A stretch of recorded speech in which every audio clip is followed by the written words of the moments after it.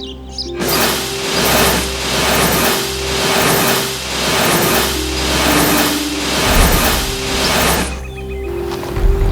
morning. Andrew Basiago is a practicing attorney in the Seattle area. You might have heard of him. He's been on True TV and the History Channel.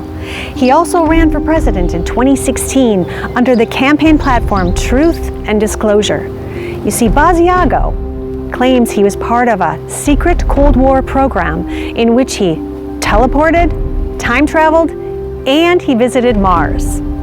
Now, I know it sounds crazy, but stick around. We're going to share some compelling details, astonishing claims, and an unclassified cover-up that suggests the government is capable of keeping gigantic secrets.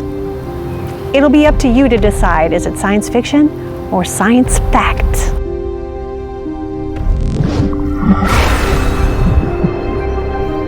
Hollywood has an uncanny way of predicting the future. While Star Trek paved the way for self-opening doors, the 1968 movie 2001 Space Odyssey prepared us all for AI. Alexa, open the pod bay doors. I'm sorry, Dave. I'm afraid I can't do that. I'm not Hal and we're not in space. Authors and artists proved to be seers.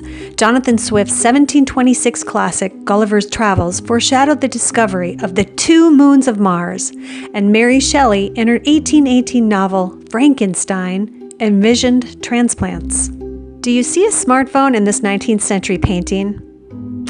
Or how about this one from 1937? Is it possible these artists could be time travelers? In his journals, Leonardo da Vinci recalls chancing upon a dark cave while hiking near Florence in 1480. Fearful of the darkness, his curiosity triumphs, and he enters.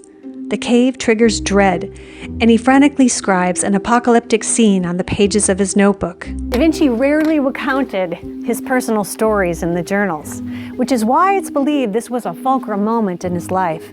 What did he encounter in that cave? Was there enlightenment? Because we do know that following this, Da Vinci would create in art and in science self-propelled vehicles and flying machines.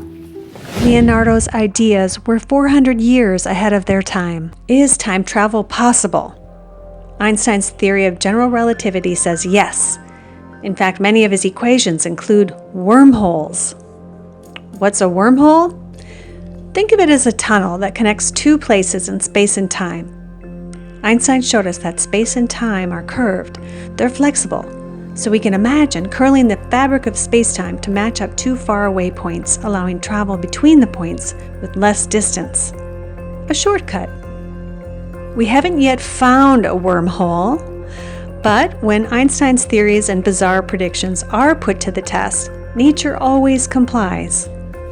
Most recently, gravitational waves were detected in 2015, 99 years after his theory was proposed.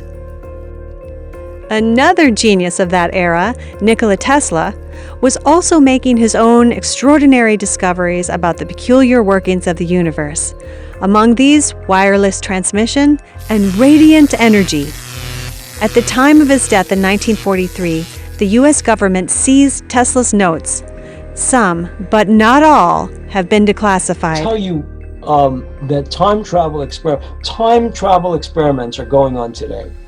I mean, it's not as though they died with Nikola Tesla. Author and contributor to the show Unsealed Files, Bill Burns, shares the account of a CIA test pilot who wished to remain anonymous. It was the CIA. I mean, they were the ones behind Area 51, not the Air Force person.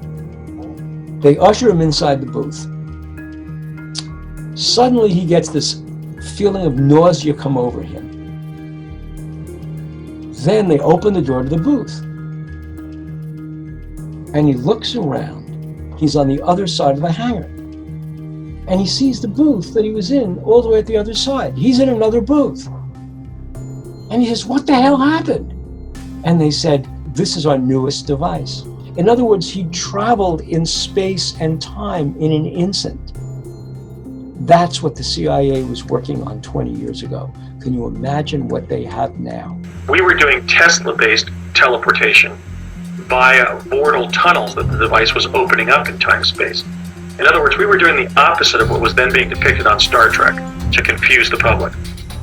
Andrew Basiago is a practicing attorney who claims he was one of 140 psychically gifted children who were chosen to be part of a secret government program that involved time travel technology. His most memorable travels include the Ford Theater the evening of the Lincoln assassination, as well as the Gettysburg Address. I then walked from the countryside outside of Gettysburg into Gettysburg on November 19th of 1863. That picture, the famous Josephine Cobb image of Lincoln at Gettysburg, from Lincoln's time, but the child on the front left foreground of that picture was me, and it was confirmed as me by the CIA in the early 1970s. I am not making this up. But my story is true. I was brought into the project by my late father, Raymond F. Basiago, who was essentially the chief technical consultant between the Ralph M. Parsons Company and the CIA on the theory and practice of Tesla teleportation. Basiago says he traveled forward and back in time.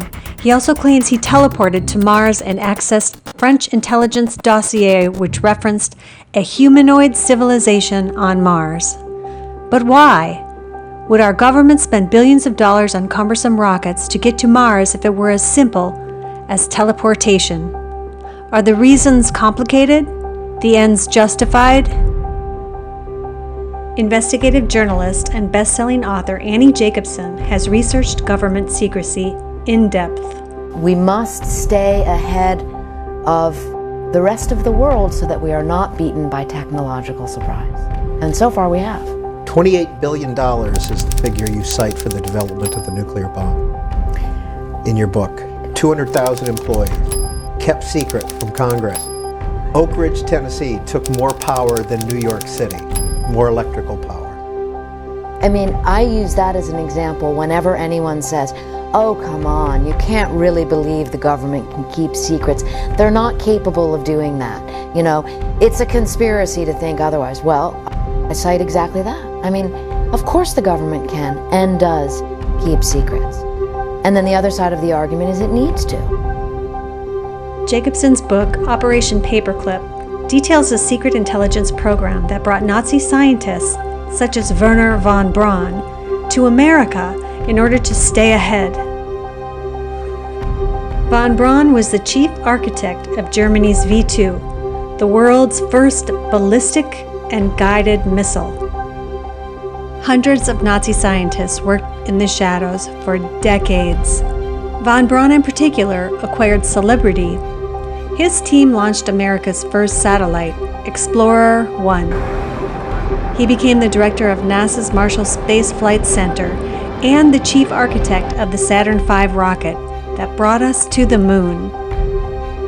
His status as a major with the SS was kept secret by the U.S. military and NASA.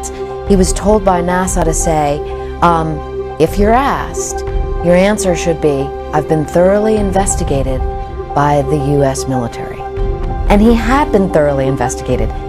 They just didn't reveal what the investigation had found. Despite his past, he was a visionary scientist with a dream of spaceflight. He conceptualized the ISS and advocated human missions to Mars. His advanced thinking in the early science of rockets makes you wonder if he was a time traveler. In 1948, he wrote a book entitled Project Mars, a technical tale which encapsulated the entire journey, planning, building, and discoveries on Mars. Of them, a Mars government. Their chosen leader, Elon.